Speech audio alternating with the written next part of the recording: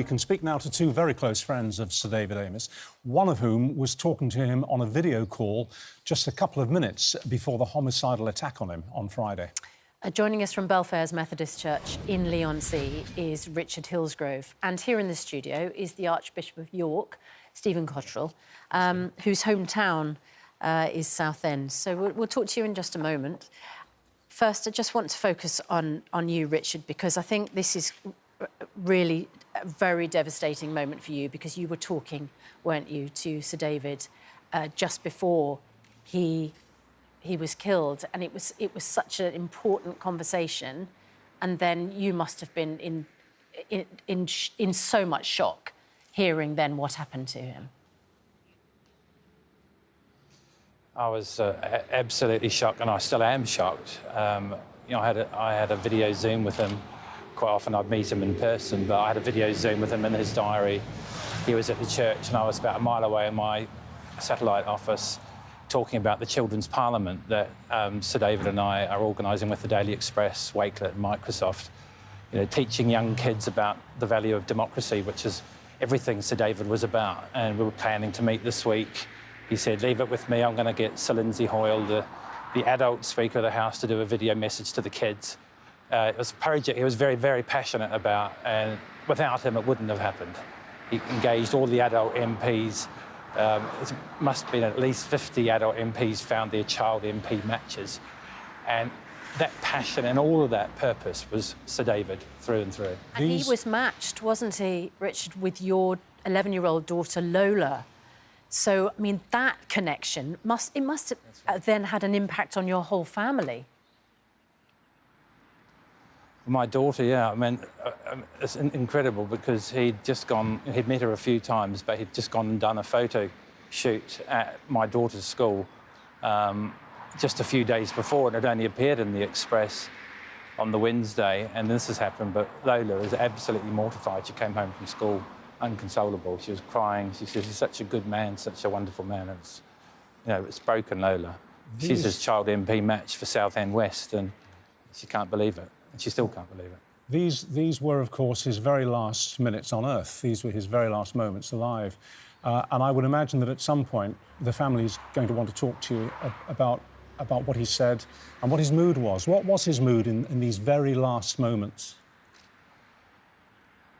Well, it's such a shocking thing. He was in such fine spirits. He was, you know, he's always funny, making jokes, such a black sense of humour.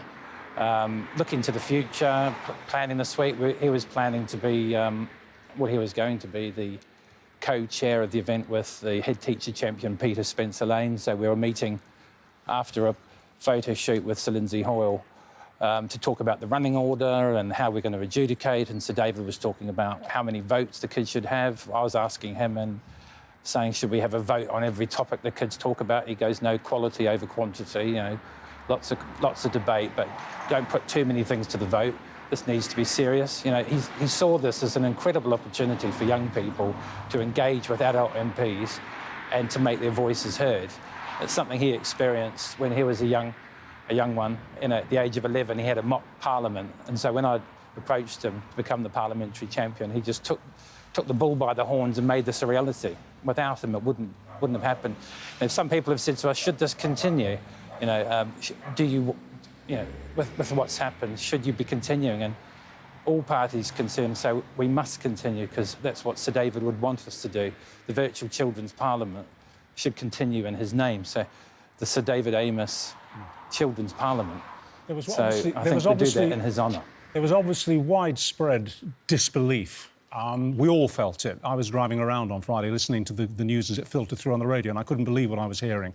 But for someone like you to have probably the very last coherent conversation with this man alive, it must have been impossible for you to accept what had happened. I mean, come 2 o'clock, 2:30, when the terrible news came through, you must have found it very, very hard to accept that this man you'd been having this funny, informed, witty, vibrant conversation with just a few minutes earlier was gone. It must have been very hard for you. We got such a connection, because I got to know him, you know, over the last year a lot because we'd done quite a few local projects together. He'd been helping me with some early day motions for some other clients, but this really struck a chord. But he came to my family home. We had a party for my 50th in July, my wife's, Lois Perry's, 40th, and my son's 18th, and showered us with Westminster gifts, and this pin badge is one of the gifts, and rose bush, and he couldn't do enough for people. Children in the community, charities, animal welfare, everything. And from that moment, we had such a strong connection with him. And when I heard the news, I heard the location. I just couldn't believe. I thought, hold on, this isn't what I think it is. There was no confirmation because the air ambulance was there. They hadn't taken him away. He wasn't moving. I was ringing his assistant. It was diverting to his parliamentary office, saying what's happened. His parliamentary office in London. We don't know any more than you know. They were watching the news as well, and they had no confirmation. So there was a complete radio silence, and the minutes became like hours. And the longer it went on, I was fearing the worst, and local reporters were ringing me. And then I heard the news, and I was absolutely stunned. I'm still stunned, to be honest. I haven't it's almost disbelief. Thank you, Richard. Complete disbelief. Richard, I mean, it's a horrible, horrible thing to have happened, and we're so sorry for his family. I know you will be as well, but it's obviously a trauma for you as well to have had that conversation with him just before it happened, and for your daughter as well. So we send our very best wishes to you and your family, and for everybody who's been affected by this. And let's thank you, Richard, for your time this morning. Thank you. Let's speak to the Archbishop of York, Stephen Cottrell. You were friends with Sir David Amess. You come from Southend. And what was remarkable about him was all of this work that he did for people. The fact that he was matched with Richard's daughter to have this children's parliament to encourage people to be interested in politics. He knew the good that politics could do. And in his family statement, the line that stood out to me, we have realised from tributes paid that there was far, far more to David than even we, those closest to him, knew. He was a dedicated local politician, wasn't he? Yeah, I mean, the first thing I'd want to say, obviously, first of all, our heart goes out to his family, but also to the constituents of Southend West. Yeah. He absolutely loved Southend West, his constituency, and really that's how I got to know him, because before becoming Archbishop of York, I was for 10 years the Bishop of Chelmsford, serving Essex and East London, and he was one of the first people to contact me, to congratulate me. When I first saw him, when I came into office, he bounced up to me and he said, you're a local boy, aren't you? And he was so pleased for anything that would put Southend on the map. And so he modelled what it is to be a constituency MP. Until Friday, not very well known, except in his constituency, ever so well known. He was, of course, a very religious Catholic, belonged to the Catholic Church. A local priest tried desperately to get to him as he lay dying, to give him the last rites, but for reasons which that priest accepts, he wasn't allowed through.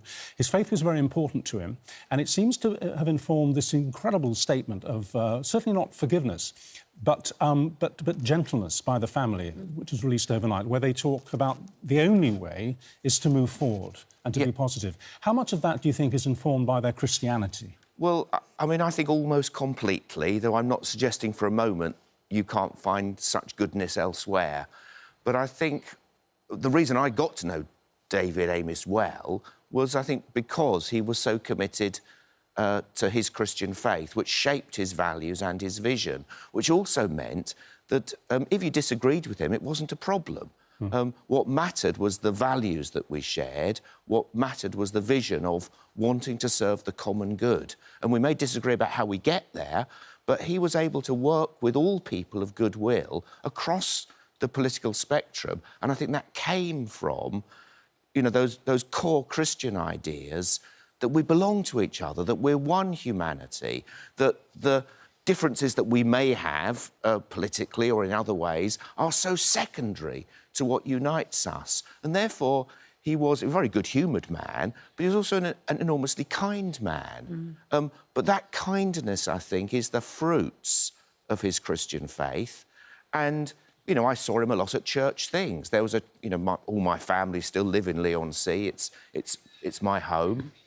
There was a homelessness charity that my dad was very involved in. Last time I saw David Amess was Christmas before last at the Carol concert. He was always there supporting those things in and for that community. And, of course, we don't know the exact details of what happened. Those will emerge in due course in his final minutes. But in your position, do you take a sort of comfort that this man died in his faith? Well, I do. What I know is that his faith was deeply, deeply important, and he's one of those people where you can't really understand why he is who he is without understanding his faith. So I hope and pray that in those final, unimaginably awful moments, that faith which had carried him through life, carried him through death. Of course, I hope and pray for that.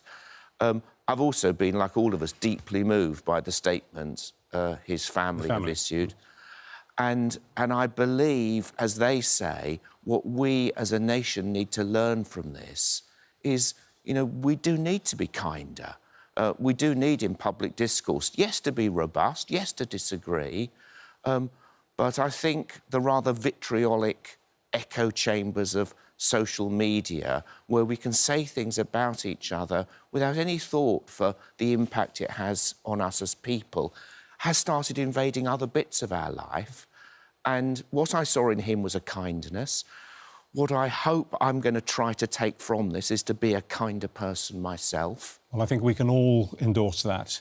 But there are the practicalities now to be decided. What are we going to do? How are we going to try and stop this happening again? How are we going to try and stop it at source? And how do we, if it breaks through, how do we protect people like MPs, and not just MPs, public figures generally, in danger?